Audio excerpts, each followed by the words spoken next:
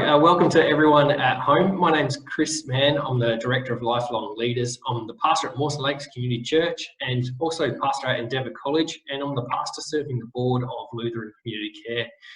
And just a welcome to all of you who are joining us. If you're like me, you're helping organisations, or you're just we're all just dealing with this new situation with the coronavirus, COVID-19, and we're trying to get our own way through it, and we're trying to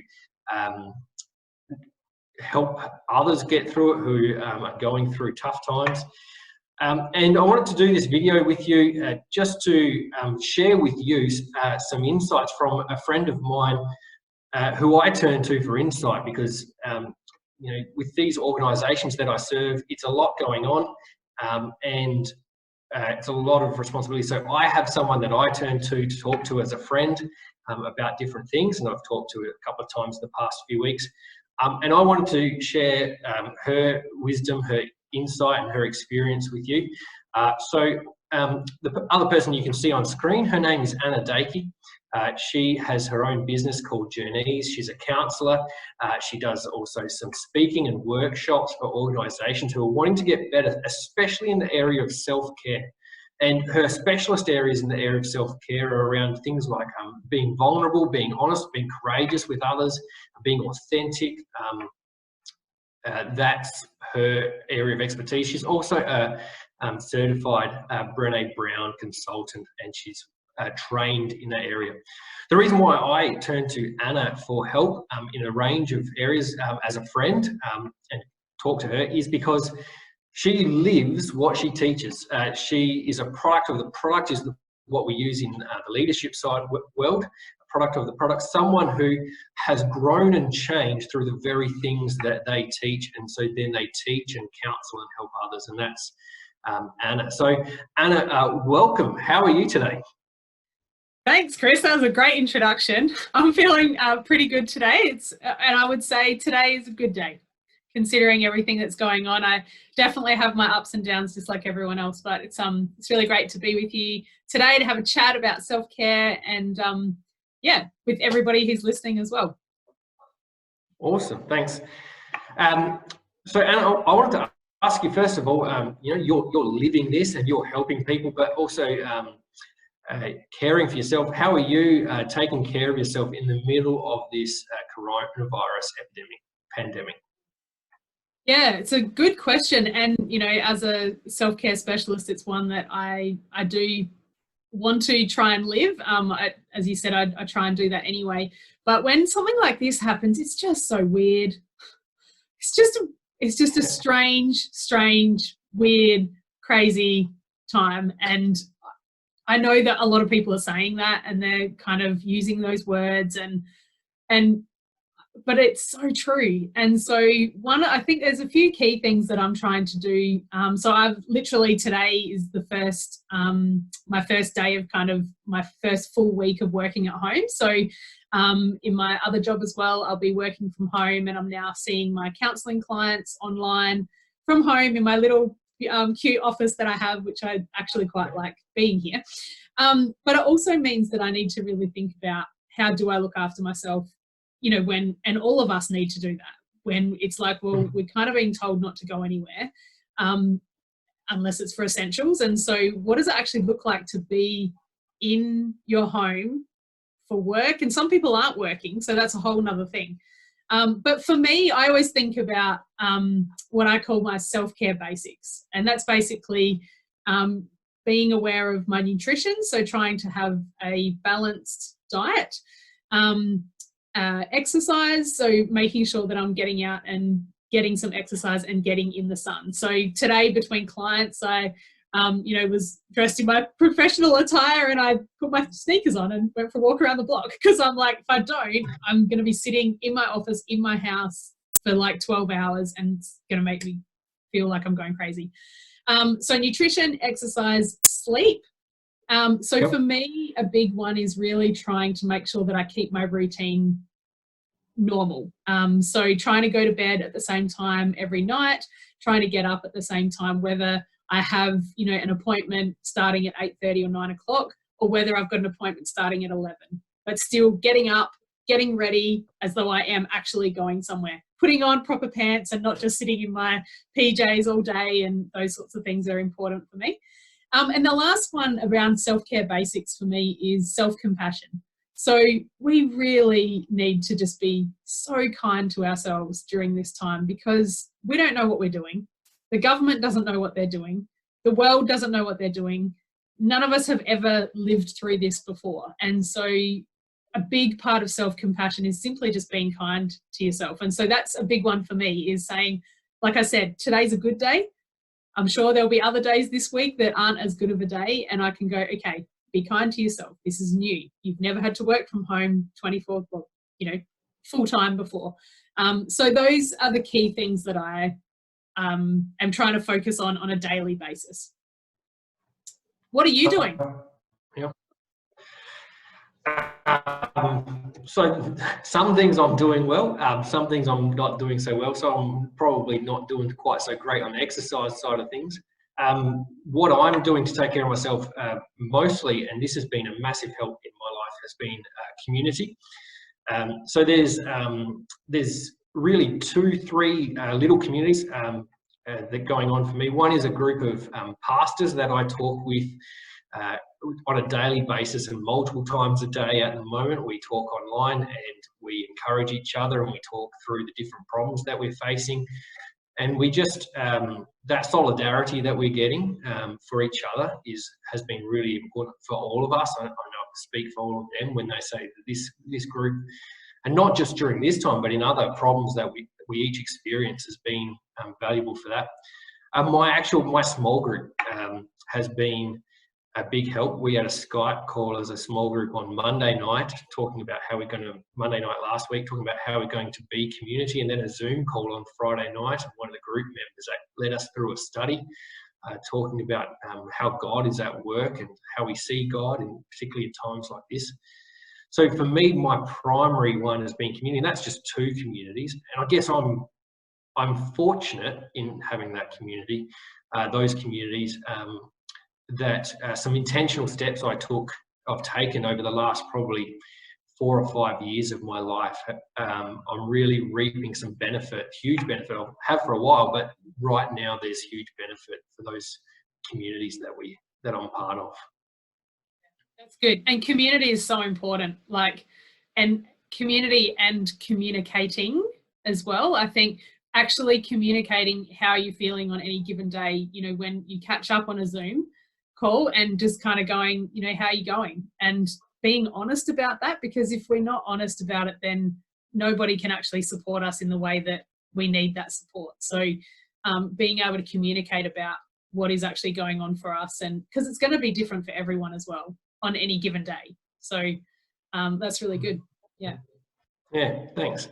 I wanted to ask you, so first of all, you mentioned about your physical environment, that you like being in your office.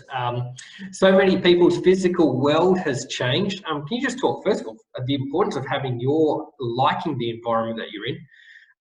But then I want to ask you about mental and emotional worlds, and what are physical worlds have changed, but then our mental and emotional worlds have changed. Can you talk about the factors for that? What might be causing the stress for people in those areas as well?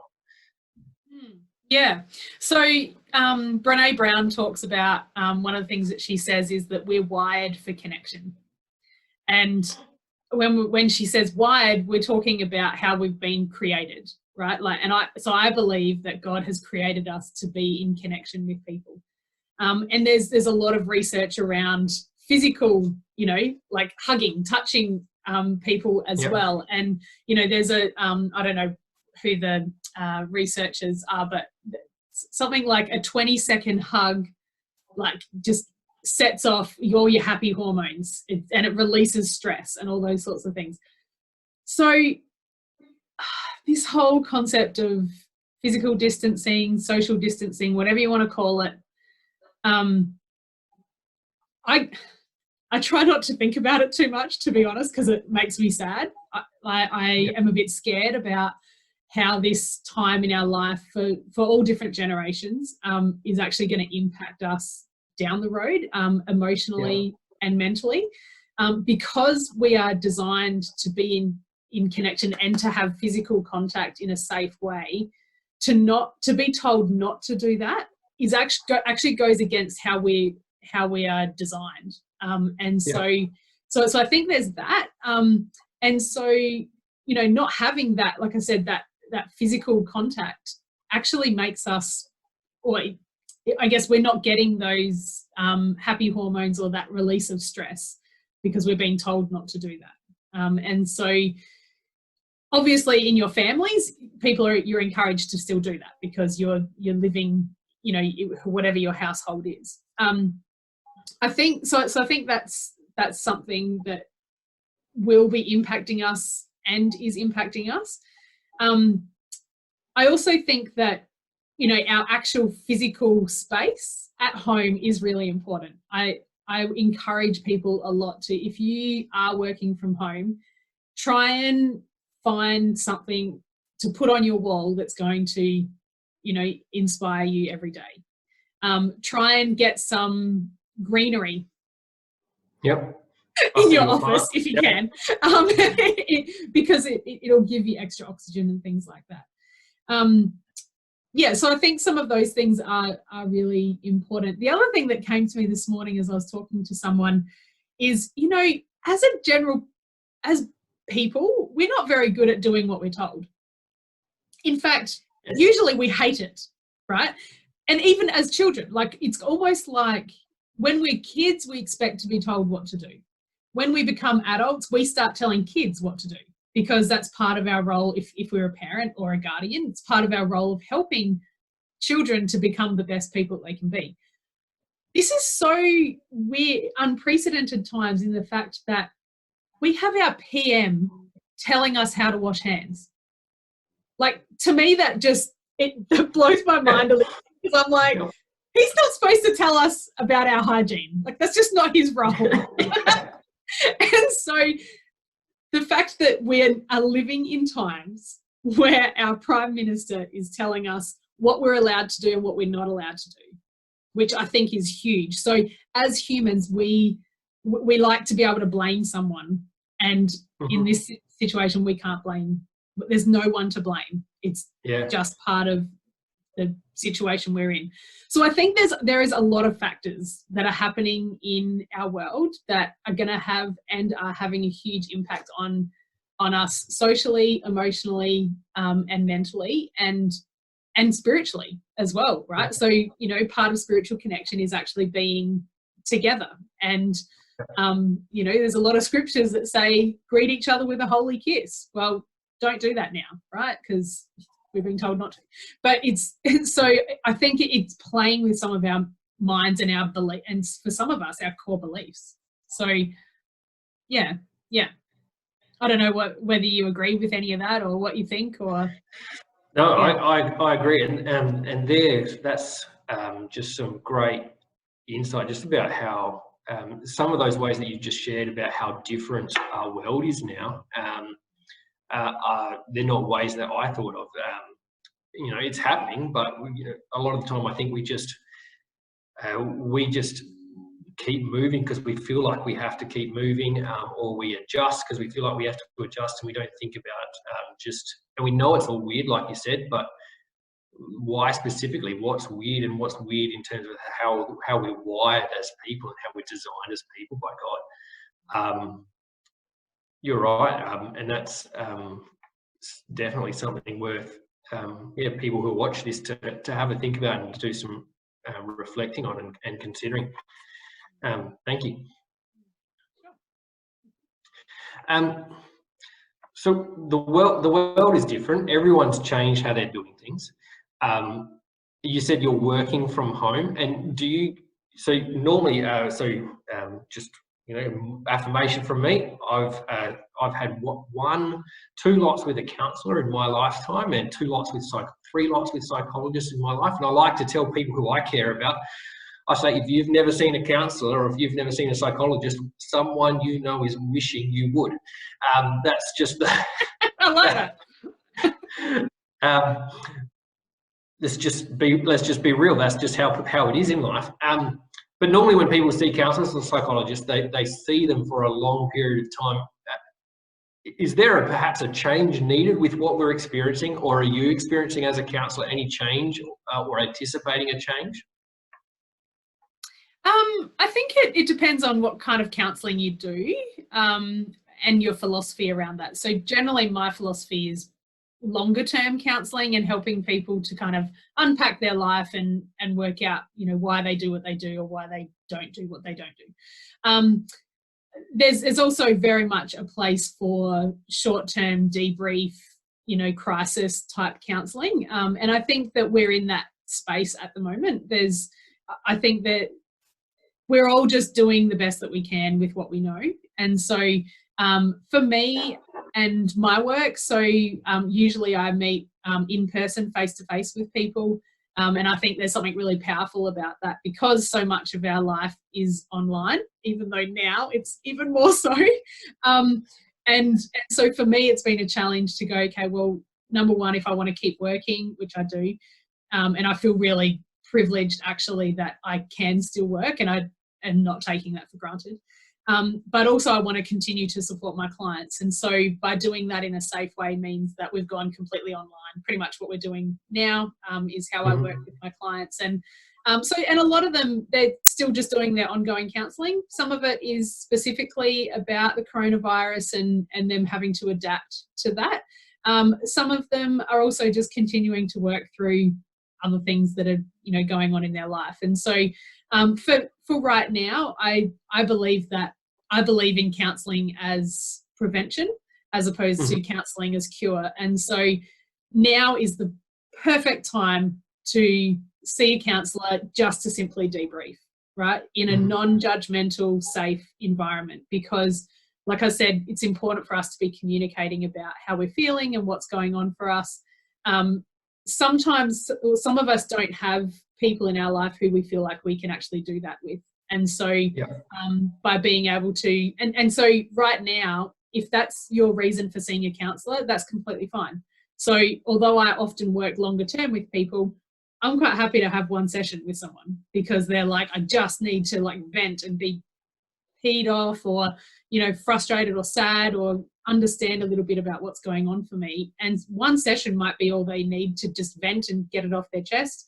For other people, it might be more of an ongoing thing throughout this journey. And a lot of it at the moment, some of those sessions have been more kind of practical, situations to help people to go, what do I do? Because I'm at home 24/7 now. How do I function and stay sane is the question I'm getting.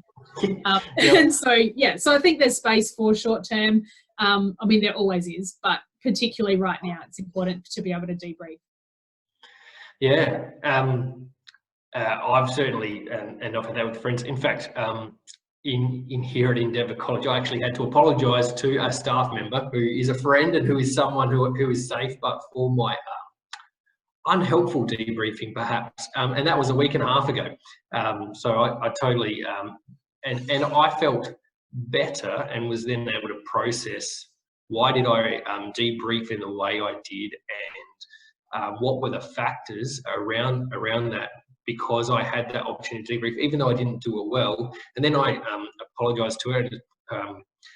There were a couple of other people in the room who were, again, safe people that I could share with. But I was able to talk with that. But just for those of you watching, I wouldn't recommend you do that with at least not the way I did it with a friend. You weren't in the room, but if those of you watching online, but probably better to talk to someone who gets it, who gets all the things going on. And just on that, sorry, Chris, the reason, part of the reason for having this counselling session or having a professional debrief somewhere is so that then you can go back to your family, to your colleagues, to whatever situation you need to, and not vent on them.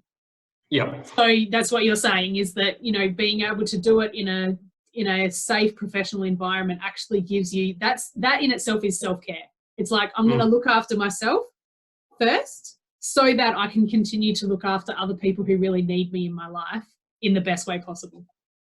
Yep. Yeah. And actually, just while we're on that, so just for you watching at home, while the person that I did it was safe, that the way that I shared could have been with someone else, and it could have damaged a relationship. And part of why part of why I brought that up is just when I think of people who might have some significant responsibilities who are watching this.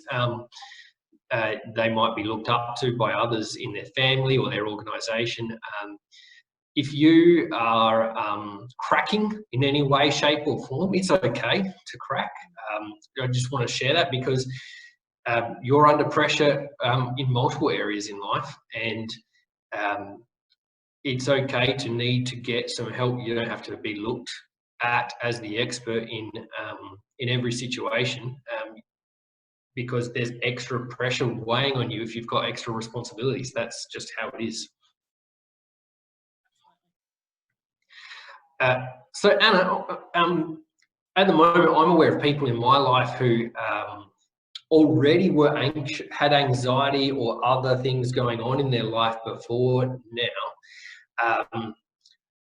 To help them out, do you have some thoughts on some habits or choices that you'd encourage them to make, or a direction perhaps to consider if they're already got some mental health things going on or some self-care things that they need to put in place, and then this has come on? You got some thoughts that would be helpful for them?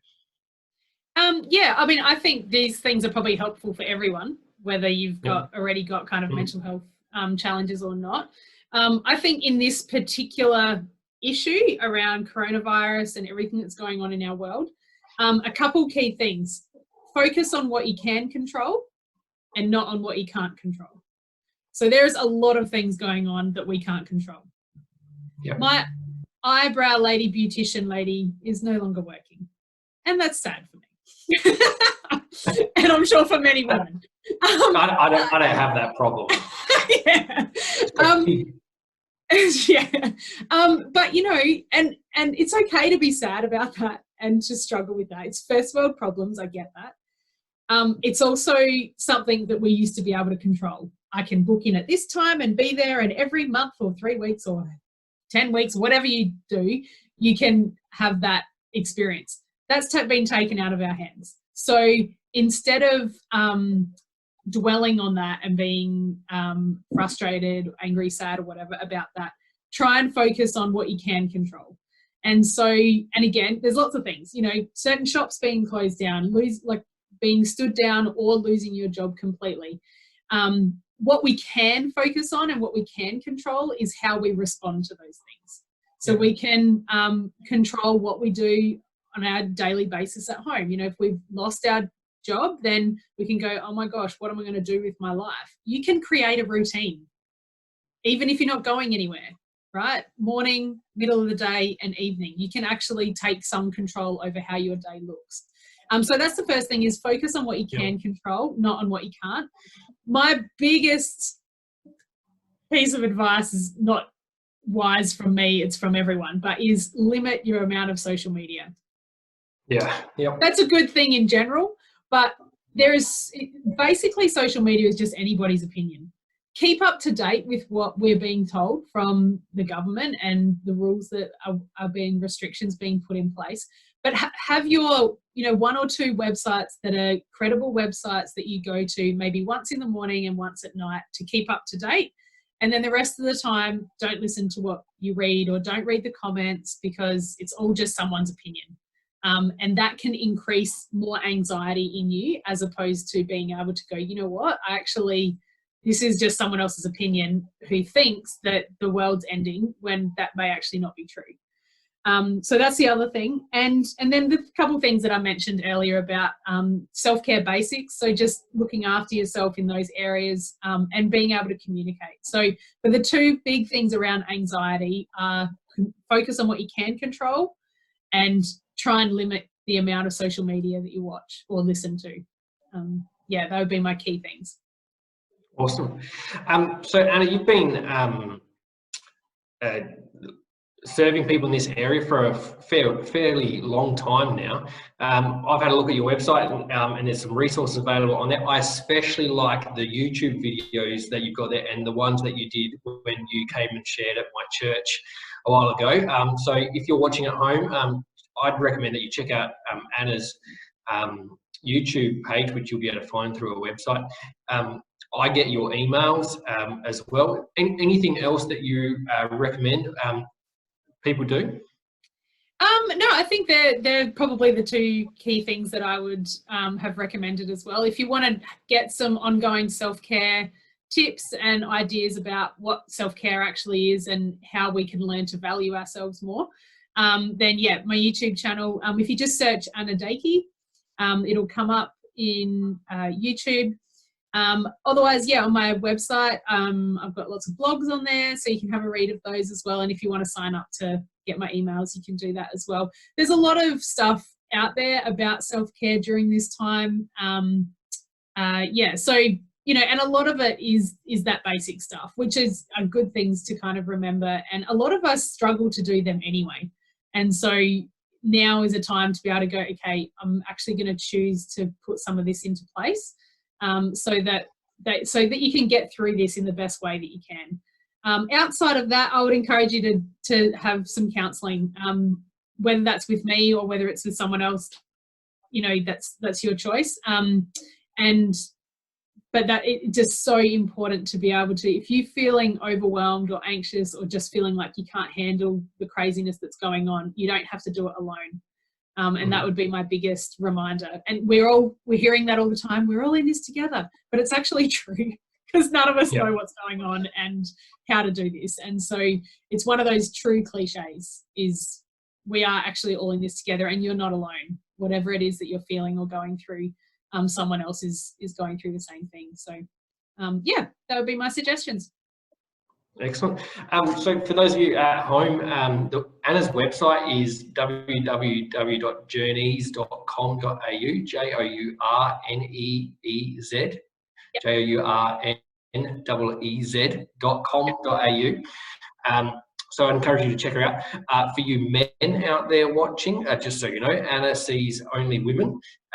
That's Anna's specialty area. I encourage you to search for a male counsellor that you can talk to. There are some very, very good ones around who can serve you, and you'll be able to find them. You'll be able to get some referrals or talk to from people you know about counsellors that they've found helpful.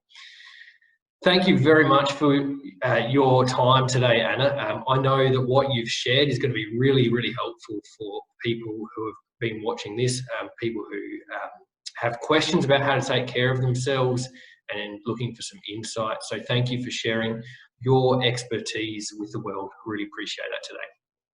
All right, it's my pleasure. Thanks for inviting me. Very welcome. See ya.